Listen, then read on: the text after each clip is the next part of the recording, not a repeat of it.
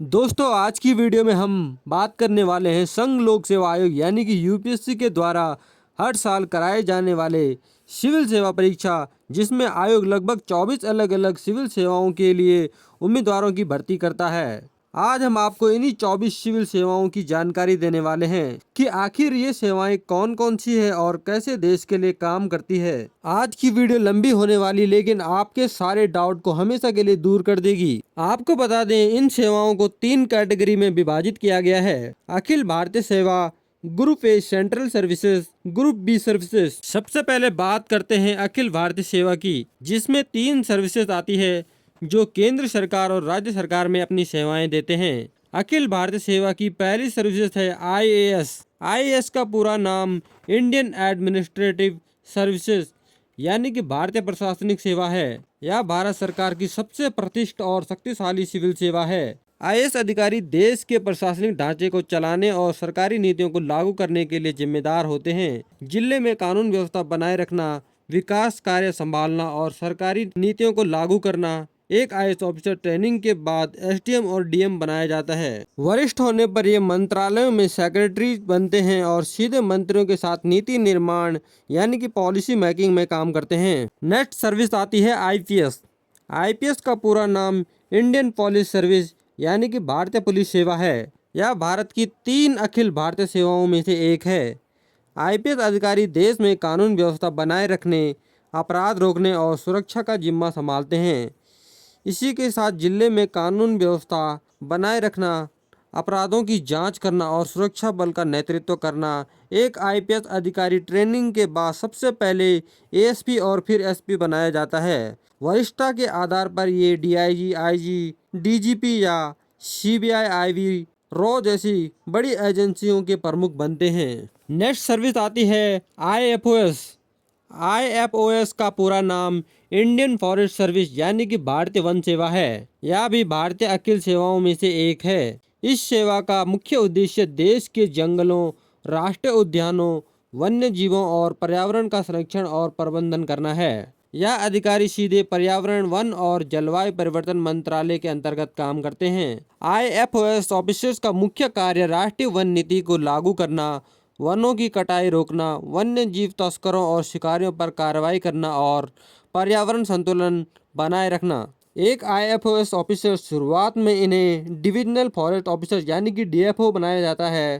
Promotion के बाद conservator of forest और राज्य के सबसे बड़े पद पीसीसीएफ यानी कि principal chief conservator of forest तक पहुंचते हैं। अब बात करते हैं ग्रुप ए सर्विसेज की। ग्रुप ए सर्विसेज के अंदर 16 सेवाएं आती है। यूपीएससी ग्रुप ए सर्विसेज केंद्र सरकार की सबसे उच्च स्तर की प्रशासनिक और तकनीकी नौकरियां होती, जिन्हें गैजेटेड ऑफिसर्स कहा जाता, जिसका मतलब है कि इनकी नियुक्ति, ट्रांसफर और प्रमोशन का फैसला सीधे भारत सरकार के राष्ट्रपति के नाम से जारी होता है। जब आप UPSC civil services exam pass करते हैं तो अखिल भारतीय सेवा के बाद सबसे ज्यादा लोकप्रिय यही ग्रुप ए सर्विसेज होती।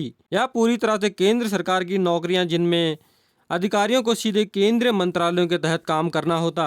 इनका काम विदेशी मामले, टैक्स कलेक्शन, रेलवे प्रबंधन, डिफेंस अकाउंट्स और देश की सुरक्षा से जुड़ी नीतियां संभालना है। अब बात करते हैं ग्रुप ए की पहली सेवा आईएफएस की। आईएफएस का पूरा नाम इंडियन फॉरेन सर्विस यानी कि भारतीय विदेश सेवा है। यह भारत सरकार की ग्रुप ए की एक बेहद प्रतिष्ठित केंद्रीय नागरिक सेवा जो विदेश मंत्रालय के अंतर्गत आती है। एक आईएफएस का मुख्य कार्य विदेशों में भारत की विदेश नीति को लागू करना, दूसरे देशों के साथ राजनीतिक और व्यापारिक संबंध मजबूत करना और अंतर्राष्ट्रीय संगठनों जैसे संयुक्त राष्ट्र में भारत का पक्ष रखना। एक आईएफएस ऑफिसर शुरुआत में इन्हें थर्ड या सेकंड सेक्रेटरी बनाया जाता है। सीनियर होने पर ये भारत के एम्बेसडर यानी कि राजदूत या हाई कमिश्नर या उच्चायुक्त बनते हैं। नेक्स्ट सर्विस आती है आईएएस। आईएएस का पूरा नाम Indian audit and account service यानी कि भारतीय लेखा परीक्षा और लेखा सेवा है। यह भारत सरकार की ग्रुप ए की एक बेहद प्रतिष्ठित और महत्वपूर्ण केंद्रीय नागरिक सेवा है। यह सेवा देश के सर्वोच्च वित्तीय प्रभारी यानी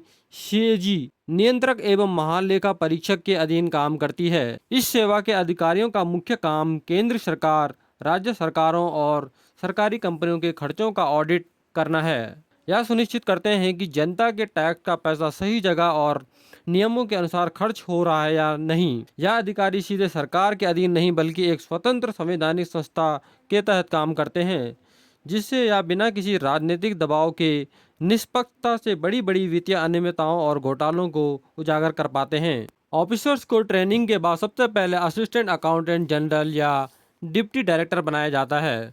वरिष्ठ होने पर ये अकाउंटेंट जनरल या प्रिंसिपल अकाउंटेंट जनरल और बाद में डिप्टी सीएजी जैसे शीर्ष पदों तक पहुंचते हैं। नेक्स्ट सर्विसेज आती है आईसीएएस। आईसीएएस का पूरा नाम इंडियन सिविल अकाउंट सर्विसेज यानी कि भारतीय नागरिक लेखा सेवा है। यह भारत सरकार की ग्रुप ए की एक महत्वपूर्ण केंद्रीय नागरिक सेवा है जो वित्त मंत्रालय के व्यय विभाग के अंतर्गत काम करती है। इस सेवा का प्रमुख सीजीए महालेखा नियंत्रक होता है और सभी आईसीएएस अधिकारी सीधे सीजीए के अधीन काम करते हैं। इस सेवा का मुख्य काम केंद्र सरकार के वित्तीय प्रबंधन को संभालना है। यह मंत्रालय के बजट का भुगतान करना, टैक्स और राजस्व का हिसाब रखना, सरकारी कर्मचारियों की पेंशन सैलरी प्रोसेस करना और सरकार के वार्षिक खातों को संभालते हैं। यूपीएससी एग्जाम पास करने के बाद ट्रेनिंग पूरी होते ही अधिकारियों को असिस्टेंट कंट्रोलर ऑफ अकाउंट बनाया जाता है। वरिष्ठता के आधार पर ये deputy controller of account, controller of accounts, principal controller of account और अंत में सीजीए महालेखा परीक्षक के शीर्ष पद तक पहुंच सकते हैं। इस सेवा के अधिकारियों की training national institute of financial management Faridabad और सरकारी लेखा संस्थान नई दिल्ली में होता है। नेक्स्ट सर्विस आती है आईसीएलएस। आईसीएलएस का पूरा नाम इंडियन कॉर्पोरेट लॉ सर्विस यानी कि भारतीय कॉर्पोरेट विधि सेवा है। यह भारत सरकार की ग्रुप ए की एक बेहद महत्वपूर्ण केंद्रीय नागरिक सेवा है जो कॉर्पोरेट मामलों के मंत्रालय ministry of the corporate affairs के अंतर्गत काम करती है। इस सेवा के अधिकारी भारत के कॉर्पोरेट जगत, कंपनी और बिजनेस सेक्टर को रेगुलेट और नियंत्रित करते हैं ताकि व्यापार पारदर्शी तरीके से चले और निवेशकों के हितों की रक्षा हो सके। इनका मुख्य कार्य देश में कंपनी अधिनियम 2013 और सीमित देयता भागीदारी अधिनियम 2008 को पूरी तरह लागू करना, यह सुनिश्चित करना कि सभी कंपनियां नियमों का पालन, टैक्स रिटर्न फाइल कर रही और कोई वित्तीय धोखाधड़ी नहीं कर रही। यूपीएससी एग्जाम क्लियर करने के बाद अधिकारियों की training Indian institute of corporate affairs Manesar Haryana में होती है, जहां इन्हें कॉर्पोरेट लॉ, अकाउंटिंग, फाइनेंस और इकोनॉमिक्स की गहरी समझ दी जाती है। नेक्स्ट सर्विस आती है आईडीएस। आईडीएस का पूरा नाम इंडियन डिफेंस अकाउंट सर्विस यानी कि भारतीय रक्षा लेखा सेवा है। यह भारत सरकार की ग्रुप ए की एक बेहद महत्वपूर्ण और पुरानी केंद्रीय सिविल सेवा है जो सीधे रक्षा मंत्रालय के अंतर्गत काम करती है। इस सेवा के अधिकारी भारतीय सशस्त्र बलों और रक्षा से जुड़े अन्य संगठनों के वित्तीय प्रबंधन को संभालते हैं। इनका मुख्य कार्य भारतीय थल सेना, नौसेना, वायुसेना, डीआरडीओ, सीमा सड़क संगठन और आयुध कारखानों को वित्तीय सलाह देना, उनके खर्चों का हिसाब किताब रखना और उनकी आंतरिक लेखा परीक्षा करना है। रक्षा क्षेत्र का कोई भी बड़ा सौदा या हथियार खरीद इनकी वित्तीय मंजूरी के बिना आगे नहीं बढ़ता। यूपीएससी एग्जाम पास करने और ट्रेनिंग के बाद अधिकारियों को सबसे पहले assistant controller of defence account या deputy controller of defence account बनाया जाता है। वरिष्ठ होने पर ये कंट्रोलर डिफेंस अकाउंट और प्रिंसिपल कंट्रोलर डिफेंस अकाउंट और अंत में इस विभाग के सर्वोच्च पद पर जनरल ऑफ डिफेंस अकाउंट बनाया जाता है। इनकी मुख्य training national academy of defence financial management Pune में होती है। नेक्स्ट सर्विस आती है आईडीईएस। आईडीईएस का पूरा नाम इंडियन डिफेंस स्टेट सर्विस यानी कि भारतीय रक्षा संपदा सेवा। यह भारत सरकार की ग्रुप ए की एक केंद्रीय सिविल सेवा है जो सीधे रक्षा मंत्रालय के अंतर्गत काम करती है। इस सेवा के अधिकारी देश भर में फैली सैन्य जमीनों और छावनियों के नागरिक प्रशासन और प्रबंधन का जिम्मा संभालते हैं। भारतीय रक्षा मंत्रालय के पास देश में सबसे ज्यादा जमीन है।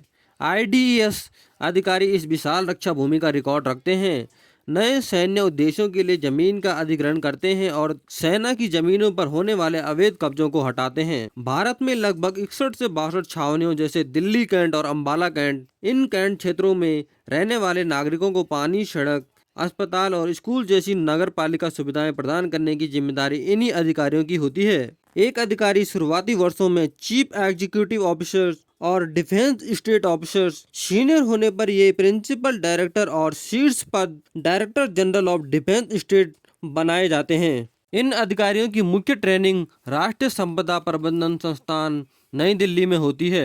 नेक्स्ट सर्विस आती है आईआईएस। आईआईएस का पूरा नाम इंडियन इंफॉर्मेशन सर्विस यानी कि भारतीय सूचना सेवा है। यह भारत सरकार की ग्रुप ए और ग्रुप बी की एक बेहद महत्वपूर्ण केंद्रीय नागरिक सेवा है जो सीधे सूचना एवं प्रसारण मंत्रालय के अंतर्गत काम करती है। सरल शब्दों में कहें तो आईआईएस अधिकारी भारत सरकार के मीडिया मैनेजर्स होते हैं जो सरकार और आम जनता के बीच बातचीत का एक मजबूत माध्यम बनते हैं। आईआईएस ऑफिसर सरकार की योजनाओं जैसे बजट, लोक कल्याणकारी योजनाओं को सरल भाषा में मीडिया के माध्यम से जनता तक पहुंचाते हैं। डिजिटल युग में सोशल मीडिया पर फैलने वाली अफवाहों और फेक न्यूज को रोकना तथा सही तथ्य सामने रखना।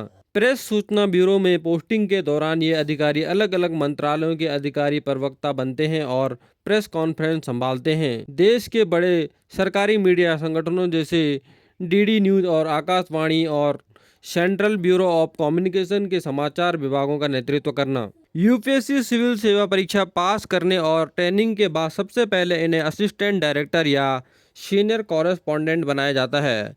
प्रमोशन के साथ ये deputy director, joint director, director तथा अंत में डायरेक्टर जनरल तथा प्रिंसिपल डायरेक्टर जनरल जैसे शीर्ष पदों तक पहुंचते हैं। इन अधिकारियों के विशेष मीडिया और पत्रकारिता की ट्रेनिंग भारतीय जनसंचार संस्थान नई दिल्ली में होती है। नेक्स्ट सर्विस आती है आईओएफएस।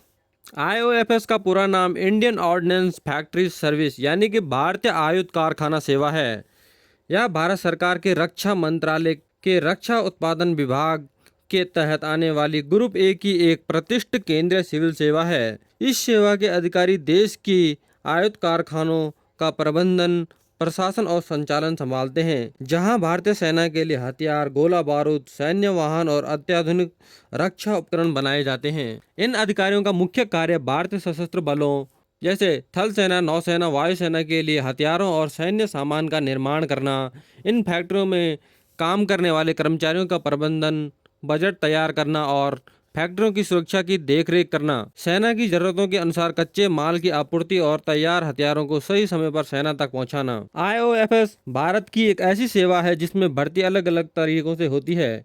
यूपीएससी सिविल सर्विस एग्जाम, इसके जरिए गैर तकनीकी पदों पर अधिकारियों का चयन होता है। यूपीएससी इंजीनियरिंग सर्विस एग्जाम, इसके जरिए इंजीनियरिंग बैकग्राउंड वाली तकनीकी अधिकारियों का चयन होता है। इन अधिकारियों की मुख्य training national academy of defence production Nagpur में होती है। नेक्स्ट सर्विस आती है आईसीएफएस।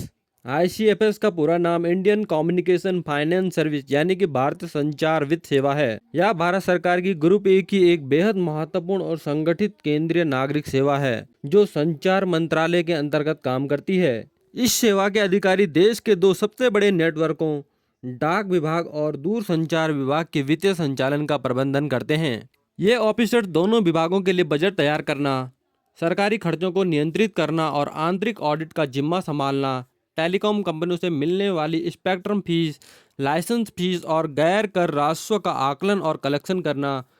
यह सेवा सरकार के लिए राजस्व जुटाने में बड़ी भूमिका निभाती है। इसी के साथ देश भर के लाखों पोस्ट ऑफिस कर्मचारियों और टेलीकॉम कर्मचारियों की सैलरी, पेंशन और डाक विभाग की वित्तीय बैंकिंग सेवाओं की देखरेख करना। यूपीएससी ट्रेनिंग पूरी करने के बाद अधिकारियों को assistant controller of communication account या असिस्टेंट डायरेक्टर जनरल के रूप में पहली पोस्टिंग मिलती है। प्रमोशन के साथ ये डिप्टी कंट्रोलर, जॉइंट कंट्रोलर और अंत में मेंबर फाइनेंस जैसे शीर्ष नीति निर्माता पदों तक पहुंचते हैं। इन अधिकारियों की विशेष प्रोफेशनल ट्रेनिंग राष्ट्रीय संचार वित्त संस्थान नई दिल्ली में होती है। नेक्स्ट सर्विस आती है आईपीओएस। आईपीओएस का पूरा नाम इंडियन पोस्टल सर्विस यानी कि भारतीय डाक सेवा है। यह भारत सरकार की ग्रुप ए की एक बेहद पुरानी और प्रतिष्ठित केंद्रीय सिविल सेवा है जो संचार मंत्रालय के डाक विभाग के अंतर्गत काम करती है। इस सेवा के अधिकारी दुनिया के सबसे बड़े पोस्टल नेटवर्क भारतीय डाक का शीर्ष प्रबंधन और प्रशासन संभालते हैं। आईपीओएस ऑफिसर्स का काम देश भर में पार्सल, स्पीड पोस्ट और ई कॉमर्स डिलीवरी नेटवर्क को कुशलता से चलाना, post office savings scheme, Sukanya Samriddhi Yojana, Dak जीवन बीमा और डिजिटल बैंकिंग सेवाओं का वित्तीय प्रबंधन संभालना, ग्रामीण इलाकों में मनरेगा की मजदूरी और वृद्धावस्था पेंशन जैसी सामाजिक सुरक्षा योजनाओं का सही समय पर भुगतान सुनिश्चित करना, नए पोस्ट ऑफिस खोलना, डाकघरों का आधुनिकीकरण करना और नई तकनीकों को लागू करना। ट्रेनिंग पूरी होने के बाद अधिकारियों को सबसे पहले 1 या 2 जिलों के क्षेत्र का प्रमुख बनाकर senior superintendent of post office या senior superintendent railway mail service के रूप में पोस्टिंग दी जाती है। प्रमोशन के साथ ये director, post master general, chief post master general और अंत में विभाग के सर्वोच्च पद डायरेक्टर जनरल या chairman of postal service board, जो कि भारत सरकार के सचिव स्तर का पद है, तक पहुंचते हैं। इन अधिकारियों की विशेष व्यावसायिक ट्रेनिंग रफ़ी अहमद किदवई राष्ट्रीय डाक अकादमी गाजियाबाद में होती है। नेक्स्ट सर्विस आती है IRAS। IRAS का पूरा नाम इंडियन रेलवे अकाउंट सर्विस यानी कि भारतीय रेलवे लेखा सेवा है। यह भारत सरकार की बेहद प्रतिष्ठित और महत्वपूर्ण केंद्रीय सिविल सेवा थी जो सीधे रेल मंत्रालय के अंतर्गत आती थी। इस सेवा के अधिकारी भारतीय रेलवे के संपूर्ण वित्तीय प्रबंधन और अकाउंटिंग का जिम्मा संभालते थे। IRAS ऑफिसर्स का काम रेलवे के प्रशासनिक अधिकारियों और महाप्रबंधकों को किसी भी नई परियोजना, निवेश या खर्च पर वित्तीय सलाह देना, भारतीय रेलवे का सालाना बजट तैयार करना, राजस्व का हिसाब रखना और खर्चों पर कड़ा नियंत्रण रखना, रेलवे के भीतर किसी भी प्रकार के वित्तीय घोटालों, गबन या गड़बड़ियों को रोकने के लिए नियमित ऑडिट करना। इन अधिकारियों की मुख्य ट्रेनिंग भारतीय रेलवे वित्तीय प्रबंधन संस्थान सिकंदराबाद और बड़ोदरा में होती है। नेक्स्ट सर्विस आती है IRPS। IRPS का पूरा नाम इंडियन रेलवे पर्सनल सर्विस यानी कि भारतीय रेलवे कार्मिक सेवा है।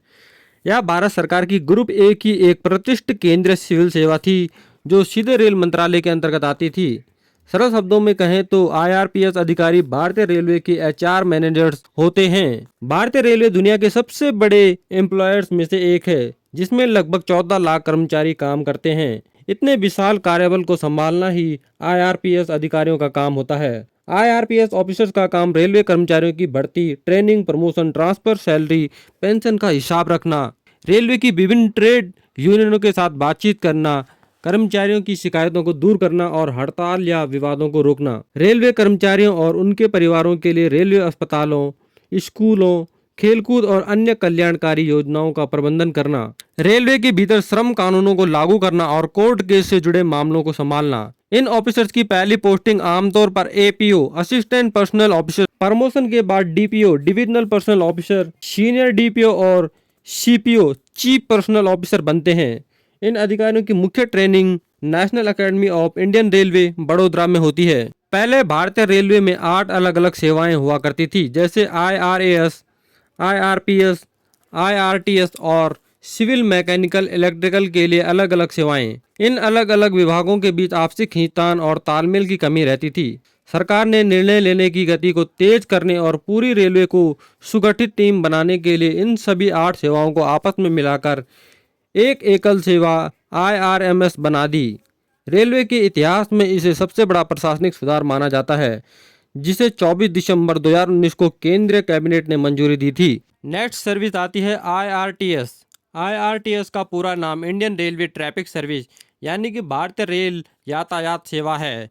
यह भारत सरकार की ग्रुप A की एक बेहद महत्वपूर्ण और शक्तिशाली केंद्रीय सेवा है जो सीधे रेल मंत्रालय के अंतर्गत आती है। इस सेवा के अधिकारी भारतीय रेलवे के मुख्य अधिकारी और वाणिज्यिक विभागों के कर्ता धर्ता होते हैं। एक IRTS अधिकारी का काम रेलवे के 2 प्रमुख स्तंभों को संभालना होता है। पहला आता है ऑपरेशन ब्रांच, ट्रेनों का समय पर चलना, मालगाड़ियों की लोडिंग और लॉजिस्टिक संभालना, सिग्नलिंग और सुरक्षा व्यवस्था को देखना। दूसरा आता है कॉमर्शियल ब्रांच, टिकट प्रणाली, यात्री सुविधाएं, खान पान, रेलवे का राजस्व बढ़ाना और मार्केटिंग नीतियों को बनाना। ट्रेनिंग पूरी होने के बाद पहली पोस्टिंग आमतौर पर असिस्टेंट डिविजनल ऑपरेशन मैनेजर या असिस्टेंट कॉमर्शियल मैनेजर के रूप में होती है। प्रमोशन के बाद सीनियर DOM या डिविजनल रेलवे मैनेजर और पूरे जोन के प्रमुख GM यानी कि जनरल मैनेजर जैसे शीर्ष पदों तक पहुंचते हैं। इन अधिकारियों की विशेष प्रोफेशनल ट्रेनिंग भारतीय रेलवे परिवहन प्रबंधन संस्थान लखनऊ और बड़ोदरा में होती है। जैसे कि हमने IRAMS और एफपीएस के बारे में बात की थी। भारतीय रेलवे में अब ऐतिहासिक बदलाव हो चुका है। साल 2019 में सरकार ने बड़ा फैसला लेते हुए आईआरटीएस को अन्य 7 रेलवे सेवाओं के साथ मिलाकर एक एकल कैडर आईआरएमएस यानी कि इंडियन रेलवे मैनेजमेंट सर्विस बना दिया है। नेक्स्ट सर्विस आती है आईआरएस। आईआरएस का पूरा नाम इंडियन रिवेन्यू सर्विस यानी कि भारतीय राजस्व सेवा है। यह भारत सरकार की ग्रुप ए की सबसे बड़ी और बेहद महत्वपूर्ण केंद्रीय सिविल सेवा है, जो सीधे वित्त मंत्रालय के राजस्व विभाग के अंतर्गत काम करती है। सरल शब्दों में कहें तो आईआरएस अधिकारी देश के टैक्स एडमिनिस्ट्रेटर्स, जिनका मुख्य काम देश की अर्थव्यवस्था को चलाने के लिए टैक्स वसूलना और वित्तीय धोखाधड़ी को रोकना है। भारतीय राजस्व को 2 अलग अलग विभागों में बांटा गया है। आईआरएस इनकम टैक्स, यह विभाग देश में डायरेक्ट टैक्सेस यानी कि प्रत्यक्ष कर जैसे पर्सनल इनकम टैक्स और कॉर्पोरेट टैक्स के प्रबंधन और कलेक्शन के लिए जिम्मेदार है। यह सीबीडीटी यानी कि केंद्रीय प्रत्यक्ष कर बोर्ड के नियंत्रण में काम करता है। दूसरा आता है IRS custom and indirect taxes. यह विभाग देश में इनडायरेक्ट टैक्सेस यानी कि अप्रत्यक्ष कर जैसे जीएसटी, कस्टम ड्यूटी, विदेशों से आने वाले सामान पर टैक्स और एक्साइज ड्यूटी को संभालता है। यह सीबीआईसी यानी कि केंद्रीय अप्रत्यक्ष कर और सीमा शुल्क बोर्ड के नियंत्रण में काम करता है। आईआरएस ऑफिसर्स का मुख्य काम देश के विकास, सुरक्षा और योजनाओं के लिए राजस्व इकट्ठा करना और टैक्स से जुड़ी सरकारी नीतियों और नियम तय करना। देश के भीतर या अंतर्राष्ट्रीय स्तर पर होने वाले टैक्स चोरी, बेनाम संपत्ति और काले धन के मामलों की जांच करना। वरिष्ठ आईआरएस अधिकारियों को उनकी विशेषज्ञता के आधार पर ईडी, सीबीआई, डीआरआई और एफआईओ जैसी बड़ी जांच एजेंसियों में भी नियुक्त किया जाता है। ट्रेनिंग के बाद पहली पोस्टिंग असिस्टेंट कमिश्नर के रूप में होती है।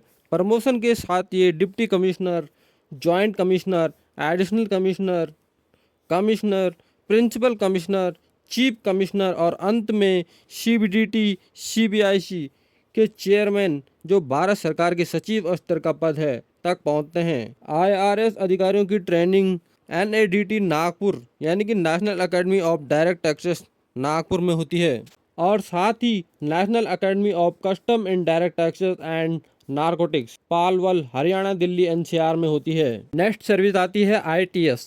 आईटीएस का पूरा नाम इंडियन ट्रेड सर्विस यानी कि भारतीय व्यापार सेवा है। यह भारत के वाणिज्य एवं उद्योग मंत्रालय के तहत आने वाली ग्रुप ए की एक बेहद केंद्रीय सिविल सेवा है। इस सेवा के अधिकारियों का मुख्य काम देश के अंतर्राष्ट्रीय व्यापार, निर्यात और वाणिज्यिक कूटनीति को संभालना और बढ़ावा देना होता है। आईटीएस ऑफिसर्स का कार्य भारत की विदेश व्यापार नीति का मसौदा तैयार करना और उसे लागू करना, जिससे देश का निर्यात बढ़े और व्यापारिक घाटा कम हो। भारतीय कंपनियों और निर्यातकों को अंतर्राष्ट्रीय बाजारों में मिलने वाले अवसरों की जानकारी देना, व्यापार मेलों का आयोजन करना और उनकी समस्याओं को दूर करना, विदेशी वस्तुओं की अवैध डंपिंग को रोकने के लिए जांच करना और अंतर्राष्ट्रीय व्यापार विवादों को कानूनी रूप से सुलझाना। ट्रेनिंग के बाद अधिकारियों को सबसे पहले assistant director general of foreign trade बनाया जाता है। प्रमोशन के साथ ये deputy DGFT, joint DGFT, additional DGFT और मंत्रालयों में एडवाइजर, ज्वाइंट सेक्रेटरी या डीजीएफटी यानी कि director general of foreign trade जैसे शीर्ष पदों तक पहुंचते हैं। इन अधिकारियों की विशेष व्यावसायिक और तकनीकी ट्रेनिंग भारतीय विदेश व्यापार संस्थान नई दिल्ली में होती है। नेक्स्ट ग्रुप ए की आखिरी सर्विस आती है आरपीएफ। आरपीएफ का पूरा नाम रेलवे प्रोटेक्शन फोर्स यानी कि रेलवे सुरक्षा बल। यह भारत का एक केंद्रीय सशस्त्र बल है जो सीधे रेल मंत्रालय के अंतर्गत काम करता है। इसका मुख्य उद्देश्य भारतीय रेलवे की संपत्तियों, यात्री क्षेत्रों और ट्रेनों में सफर करने वाले यात्रियों की सुरक्षा सुनिश्चित करना है। आरपीएफ ऑफिसर्स का मुख्य कार्य ट्रेनों और रेलवे स्टेशनों पर यात्रियों का सुरक्षा करना और महिलाओं, बच्चों व बुजुर्गों को सफर के दौरान सुनिश्चित माहौल देना। रेलवे की पटरियों, सिग्नलों, ट्रेनों के डिब्बों, इंजनों और स्टेशनों जैसी विशाल सरकारी संपत्तियों को चोरी और नुकसान होने से बचाना। रेलवे परिसर के भीतर होने वाले अपराधों जैसे चोरी, डकैती, अवैध टिकट वेडिंग को रोकना और अपराधियों को गिरफ्तार करना। किसी रेल दुर्घटना या प्राकृतिक आपदा के समय राहत और बचाव कार्य सक्रिय भूमिका निभाना। आरपीएफ के जो सर्वोच्च अधिकारी होते हैं जैसे असिस्टेंट कमांडेंट, कमांडेंट, आईजी, इनका चयन यूपीएससी सिविल सर्विस एग्जाम से होता है। पहले इसे आरपीएफ कहा जाता था, लेकिन अब इसका नाम बदलकर Indian railway protection force service कर दिया गया है। इनकी व्यावसायिक ट्रेनिंग लखनऊ और हैदराबाद में आईपीएस अधिकारियों के साथ कराई जाती है। अब बात करते हैं ग्रुप बी सिविल सर्विसेज की। इसमें पहली सेवा आती है arm forces headquarter civil services, यानी कि सशस्त्र बल मुख्यालय नागरिक सेवा। यह भारत सरकार के रक्षा मंत्रालय के अंतर्गत आने वाली एक केंद्रीय सेवा है, जो शुरुआती स्तर पर ग्रुप बी से शुरू होकर आगे प्रमोट होकर ग्रुप ए बनती है। इस सेवा का मुख्य उद्देश्य भारतीय सशस्त्र बलों के एकीकृत मुख्यालयों और रक्षा संगठनों जैसे डीआरडीओ, एनसीसी को स्थायी प्रशासनिक और सचिवालय सहायता देना है। इन ऑफिसर्स का काम सेना के बड़े मुख्यालयों, सेना भवन, वायु भवन में नीतियों को बनाना, फाइलों का कामकाज संभालना और सचिवालय का प्रबंधन देखना। रक्षा विभाग के तहत काम करने वाले हजारों सिविलियन कर्मचारियों और सैन्य कर्मियों की सर्विस रिकॉर्ड, प्रमोशन, ट्रांसफर और पेंशन से जुड़े मामलों को देखना। रक्षा उपकरणों की खरीद, सप्लाई चेन और सेना के वित्तीय बजट को तैयार करने और उसे लागू करने में वरिष्ठ सैन्य अधिकारियों की मदद करना। UPSC civil service exam pass करने के बाद पहली नियुक्ति सेक्शन ऑफिसर के पद पर होती है। जैसे जैसे अनुभव बढ़ता है, ये अधिकारी प्रमोट होकर ग्रुप ए कैडर में शामिल हो जाते हैं। सबसे पहले section officer under secretary, deputy secretary, director और ज्वाइंट सेक्रेटरी। इनकी प्रोफेशनल ट्रेनिंग रक्षा प्रबंधन संस्थान दिल्ली में होती है। नेक्स्ट सर्विस आती है दिल्ली, अंडमान एंड निकोबार आइलैंड, लक्षद्वीप, दमन द्वीप एंड दादरा नागर वैली सर्विसेज है। यह भारत सरकार के गृह मंत्रालय के प्रशासनिक नियंत्रण में आने वाली ग्रुप बी की एक बेहद लोकप्रिय केंद्रीय नागरिक सेवा है। यह सेवा मुख्य रूप से देश के केंद्र शासित प्रदेश में जिला प्रशासन और नागरिक गवर्नेंस को संभालने का काम करती है। एक डायनेक्स अधिकारी का काम राज्य लोक सेवा आयोग द्वारा चुने गए विशेष अधिकारी या राज्यों के प्रांतीय सिविल सेवा अधिकारियों की तरह ही होता है। इनका काम कानून व्यवस्था बनाए रखना, भूमि राजस्व की वसूली और जिला स्तर पर विकास कार्यों की देखरेख करना। दिल्ली या अन्य केंद्र शासित प्रदेशों के सरकारी विभागों और मंत्रालयों में उप सचिव या अवर सचिव के रूप में काम करना। दिल्ली नगर निगम या केंद्र शासित प्रदेशों के स्थानीय स्वायत्त निकायों में प्रशासनिक जिम्मेदारी संभालना। ट्रेनिंग के बाद इन अधिकारियों की पहली स्वतंत्र पोस्टिंग एसडीएम और असिस्टेंट कलेक्टर या असिस्टेंट कमिश्नर के रूप में होती है। दैनिक का सबसे बड़ा आकर्षण इनका प्रमोशन है। लगभग 6 से 8 वर्ष की बेहतरीन सेवा और वरिष्ठता हासिल करने के बाद इन अधिकारियों को प्रमोट करके सीधे अरुणाचल प्रदेश, गोवा, मिजोरम और केंद्र शासित प्रदेश में शामिल कर लिया जाता है। इन अधिकारियों की बुनियादी और व्यावसायिक ट्रेनिंग निदेशालय, केंद्र शासित प्रदेश सिविल सेवा, नई दिल्ली में होती है। नेक्स्ट सर्विस आती है दिल्ली, अंडमान एंड निकोबार आइलैंड, लक्षद्वीप, दमन द्वीप and Dadra Nagar Haveli police service. यह एक ग्रुप बी केंद्रीय सिविल सेवा है, जो भारत के केंद्र शासित प्रदेशों जैसे दिल्ली और अन्य की एक प्रमुख पुलिस सेवा है। यूपीएससी द्वारा आयोजित सिविल सेवा परीक्षा के माध्यम से इन अधिकारियों का चयन किया जाता है। केंद्र शासित प्रदेशों में शांति बनाए रखना, अपराध रोकना और कानून लागू करना। चयनित अधिकारियों की पहली नियुक्ति आमतौर पर एसीपी के रूप में होती है। सेवा के दौरान 8 से 10 साल बाद इन अधिकारियों को भारतीय पुलिस सेवा आईपीएस में पदोन्नत कर दिया जाता है। इनकी ट्रेनिंग नई दिल्ली या सरदार वल्लभ भाई पटेल राष्ट्रीय पुलिस अकादमी में होता है। नेक्स्ट सर्विस आती है पुडुचेरी सिविल सर्विस। पुडुचेरी चेन्नई के पास स्थित केंद्र शासित प्रदेश की मुख्य प्रशासनिक सिविल सेवा है। चयनित अधिकारियों को पुडुचेरी सरकार के विभिन्न विभागों में डिप्टी कलेक्टर, एसडीएम या राजस्व अधिकारी जैसे महत्वपूर्ण पदों पर तैनात किया जाता है। केंद्र और स्थानीय सरकार की जन कल्याणकारी नीतियों, विकास कार्यों और आपदा प्रबंधन को जमीनी स्तर पर लागू करना इनका मुख्य काम होता है। क्षेत्र में शांति व्यवस्था बनाए रखने के लिए यह अधिकारी पुलिस और स्थानीय प्रशासन के साथ मिलकर काम करते हैं। सेवा में शामिल होने के बाद अधिकारी 2 वर्ष के लिए प्रोबेशन काल पर रहते हैं और ट्रेनिंग पूरी करते हैं।